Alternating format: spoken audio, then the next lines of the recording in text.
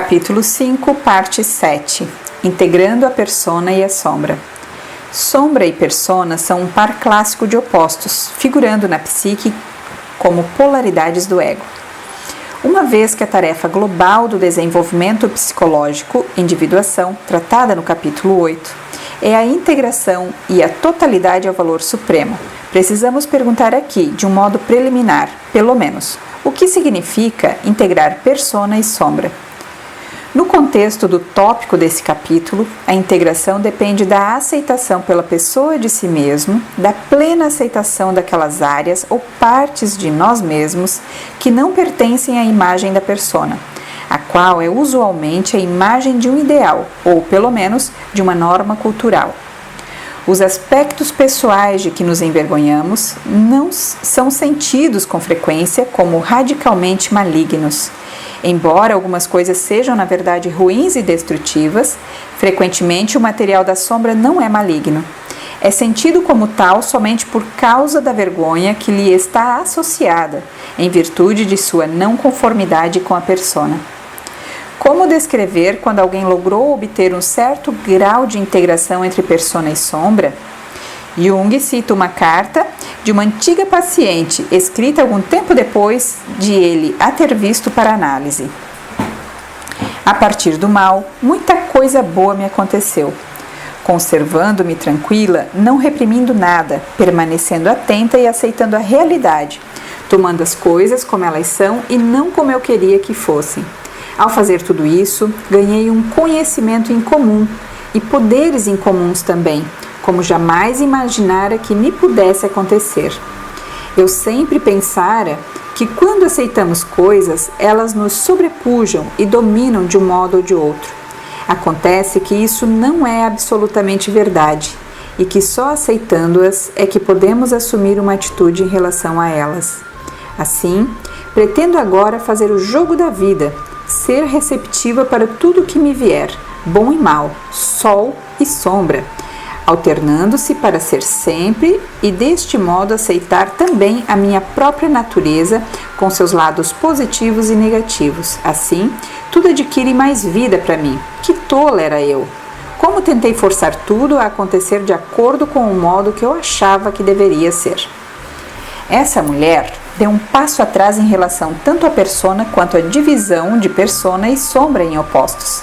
E ela está agora simplesmente observando desde uma perspectiva mais ampla, refletindo sobre o que observa e aceitando a sua psique tal como se apresenta. Depois seleciona, classifica e vê do que se trata, fazendo algumas escolhas. Ela lá não está mais sob o domínio de um ou outro extremo do espectro. Jung sustenta que os opostos estão unidos na psique através da intervenção de uma terceira coisa.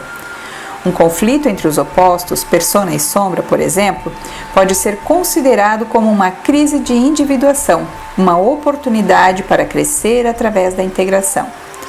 Entrando em conflito estão valores coletivos do lado da persona e os aspectos de sombra do ego que pertencem à constituição instintiva inata do indivíduo, o id de Freud, e também alguns que são derivativos dos arquétipos e de complexos inconscientes. Como o conteúdo da sombra não é aceitável para a persona, o conflito pode ser encarniçado.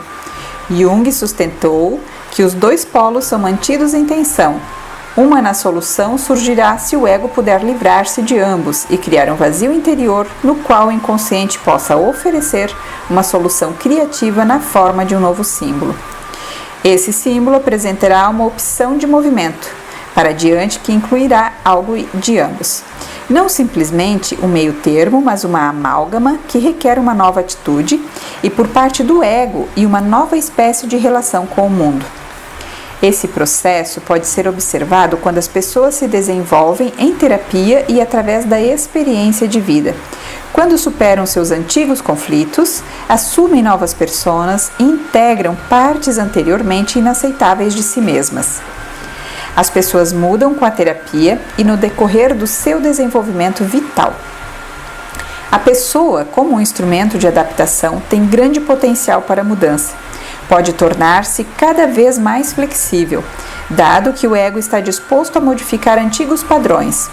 Histórias como Dr. Jekyll e Mr. Hyde descrevem uma divisão completa entre persona e sombra. Nessas histórias não há integração, apenas flutuação, um vai e vem entre os opostos. Papéis e impulsos da sombra são realizados em atos, sem aparência, de uma função transcendente para efetuar uma integração desses opostos. Não se pode deixar de pensar a respeito de pessoas na vida real que são incapazes de integrar tais opostos.